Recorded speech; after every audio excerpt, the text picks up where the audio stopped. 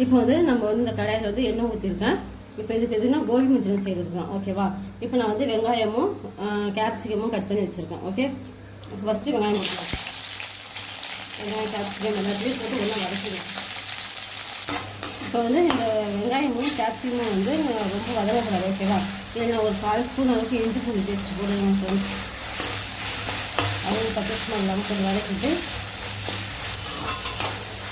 இது என்னோடய ஸ்டைலில் செய்கிறேன். எப்படி இருக்குன்னு பார்த்துக்கோங்க. ஓகேவா?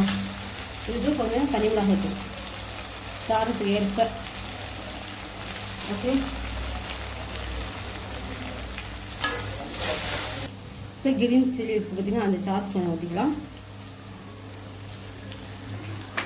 அடுத்து சோயா சாஸ் ஒரு 1/4 ஸ்பூன் அளவுக்கு. அதாவது அடுத்து கொஞ்சம் டொமேட்டோ கெச்சப். ஓகேவா? இதுக்கு தேவையான சால்ட் ஃப்ரெண்ட்ஸ். இப்போ இதெல்லாம் வதக்கிடுச்சு. இப்போ பாருங்கள், நான் வந்து காலிஃப்ளவர் பொரிச்சு வச்சுருக்கேன். காலிஃப்ளவர் எடுத்து இதில் போட்டுக்கலாம். போட்டு லைட்டாக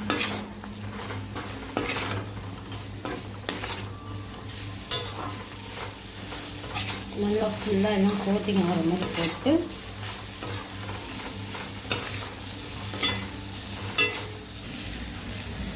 இப்போ எல்லாமே ஓகேவா? எல்லாம் வெந்துருச்சு. இப்போ இந்த காலிஃப்ளவர் வந்து நான் தண்ணியில் கரைச்சி சாரி ஃப்ரெண்ட்ஸ், கார்ன்ஃப்ளவர் மாவு வந்து நான் தண்ணியில் கரைச்சி வச்சுருக்கேன். அதை வந்து ஊற்றிடுவேன்.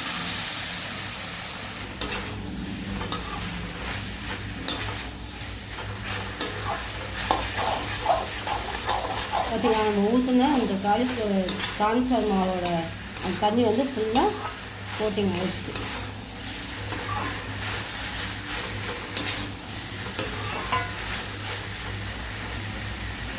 இப்போ சூப்பராக gobi manchurian, cauliflower gobi manchurian ready ஆகிடுச்சு. இதே போல் நீங்களும் ட்ரை பண்ணுங்கள். ட்ரை பண்ணிட்டு கமெண்ட் பண்ணுங்கள். மனைவி மார்க்கெட் சேனலை சப்ஸ்கிரைப் பண்ணிக்கோங்க ஃப்ரெண்ட்ஸ்.